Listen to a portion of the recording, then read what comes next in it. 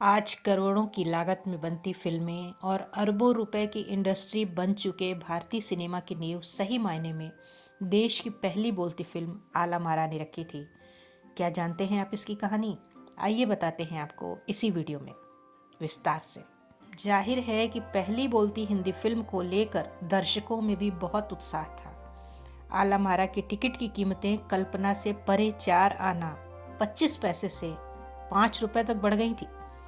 Film के प्रचार और विज्ञापन के दौरान निर्माताओं ने टैगलाइन का इस्तेमाल किया, all living breathing 100% talking. Hindi में इसे लिखा गया 78 मुर्दे इंसान जिंदा हो गए, उनको बोलते देखो, क्योंकि आला मारा के लिए 78 कलाकारों ने अपनी आवाज़ें रिकॉर्ड की थीं।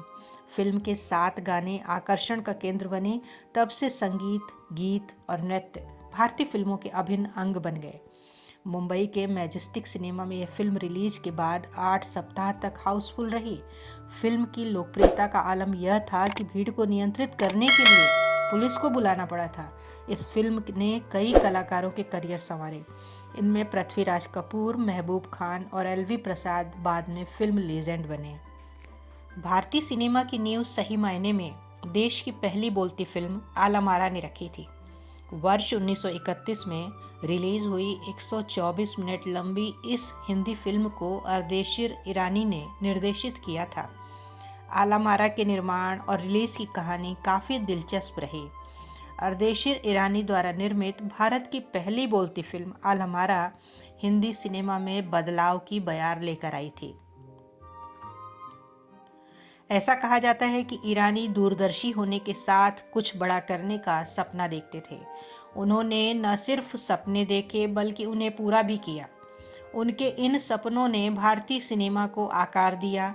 देश की पहली बोलती फिल्म आला मारा को बनाने की प्रेरणा ईरानी को वर्ष 1929 में अमेरिकन फिल्म शो बोट देखने से मिली थी। हालांकि यह भी पूरी तरह सवाक फिल्म नहीं थी, पर इस फिल्म ने ईरानी को भारतीय भाषा में बोलती फिल्म बनाने के लिए प्रेरित किया। यहीं से बॉलीवुड में शानदार संगीत बनाने की परंपरा भी शुरू हुई। शो बोट का निर्माण यूनिवर्सल पिक्चर्स ने किया था। वर्ष 1926 में स्थापित ईरानी की इंपीरियल फिल्म कहानी नवाचार के मामले में सबसे आगे थी। अपने ऐतिहासिक कॉस्ट्यूम ड्रामा के लिए प्रसिद्ध इंपीरियल स्टूडियो भारत का पहला स्टूडियो था, जिसने फिल्म ख्वाबे हस्ती 1929 के दृश्यों के लिए रात में शूटिंग की और बाद में पहले स्वदेशी रंगीन फिल्म किसान कन्या 1937 का भी निर्माण किया। आला मारा सवाक होने के साथ कई वजहों से अग्रणी रही। इस फिल्म की रिलीज से पहले भारत में मूक फिल्मों का निर्माण होता था, जो पौराणिक कहानियों के इर्द गिर्द होती थी। अर्देशिर ईरानी ने उस लीक से अलग एक लोकप्रिय नाटक को चुनकर बड़ा जोखिम उठाया था। हिंदी और उर्दू का मिश्रण रखा।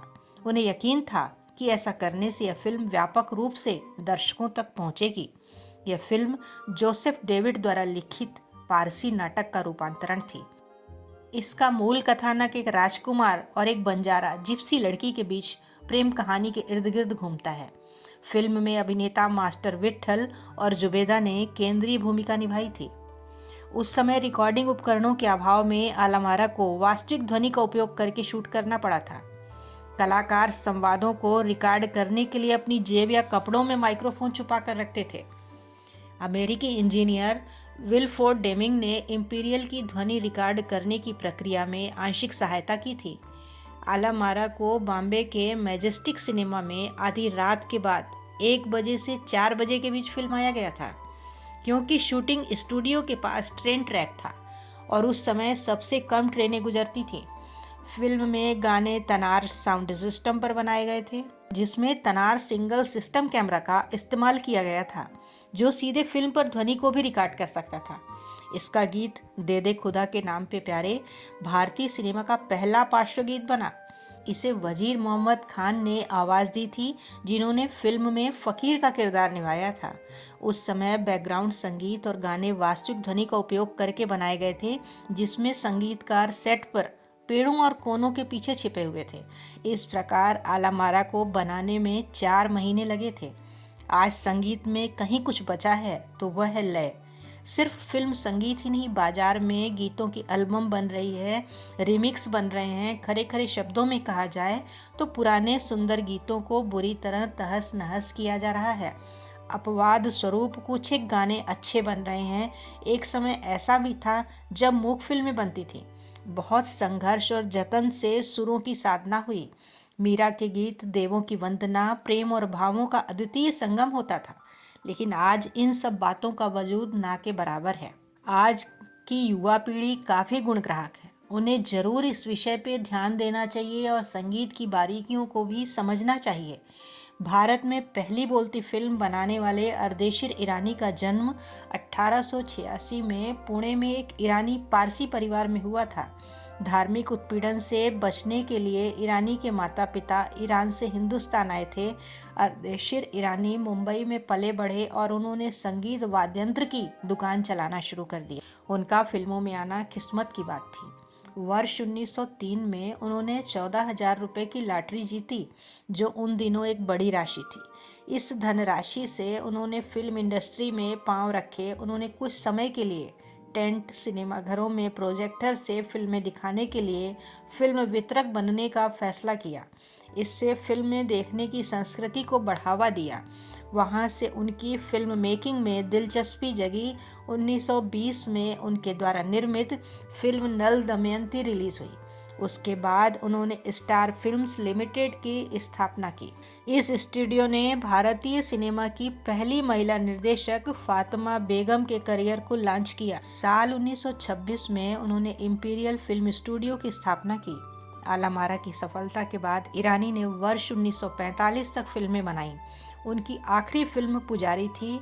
वर्ष 1969 में 82 वर्ष की आयु में उनका निधन हो गया। तो दोस्तों, कैसी लगी आपको पहली फिल्म आलामारा की यह जानकारी? कमेंट बॉक्स में अवश्य बताएं और साथ ही यह भी बताएं किस किस ने प्रोजेक्टर पर या बड़े पर्दे पर फिल्म देखी है। मिलते हैं जल्दी ही नेक्स्ट वीडियो में। तब तक आप अपना और अपने अपनों का ख्याल रखें। Good bye.